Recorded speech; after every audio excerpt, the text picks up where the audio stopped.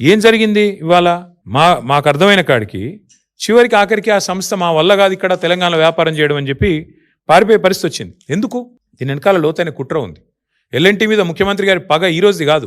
మేడిగడ్డ బరాజులో 2 పిల్లర్లు కుంగినాయి. 7th బ్లాక్లో 2 పిల్లర్లు కుంగినాయి. ఇది అక్టోబర్ 2023లో. ఆ సంస్థ ఏం చేసిన తర్వాత కాంగ్రెస్ ప్రభుత్వం వచ్చినాక వీళ్ళు పిలిస్తే ముందుకు వచ్చి రాష్ట్ర ప్రజల మీద రూపాయి భారం పడకుండా మేము పునర్నిర్మాణం చేస్తాం 7th బ్లాక్ అని వాళ్ళు ముందుకు వచ్చారు. ఈయన కోపం అది.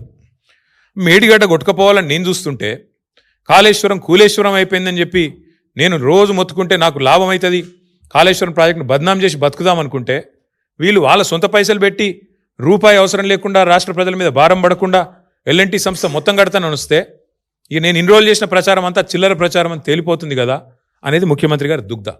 అక్కడ స్టార్ట్ అయింది పంచాయతీ. అక్కడికి వెళ్ళి ఎయిర్పోర్ట్ మెట్రో రద్దు, ఆ తర్వాత ఎల్ఎన్టీ మీద మరి ఆ మేడిగడ్డ బరాజ్ మీద అన్నారం బరాజ్ మీద వరుసగా మేడిగడ్డ నుంచి మెట్రో దాకా వెంటాడుతూనే ఉన్నాడు, వాళ్ళని వేధిస్తూనే ఉన్నాడు ఈ ముఖ్యమంత్రి. జైలు వేస్తా అంటాడు. ఈ రకంగా పిచ్చి మాటలు మాట్లాడి చివరికి ఆ ఎల్ఎన్టీ అనే సంస్థ కక్షగట్టి మరి ఇవాళ నానా యాగి చేసి వాళ్ళని వెళ్ళిపోయేటట్టు చేసింది కేవలం రేవంత్ రెడ్డి గారే. ఏం తప్పు చేసింది ఎల్ఎన్టీ? మీకు అడ్డం వచ్చిందా? మీ బాంబులేటి శ్రీనివాసరెడ్డి గారి కంపెనీకి అడ్డం వచ్చిందా? ఇక్కడ కాంట్రాక్ట్లల్లో ఏమైంది? ఇబ్బంది ఏంది?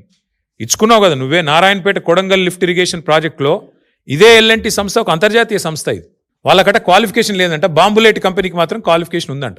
అంటే అంత గొప్ప కంపెనీ బాంబులేటిది, కానీ ఎల్ఎన్టీకి మాత్రం లేదంట.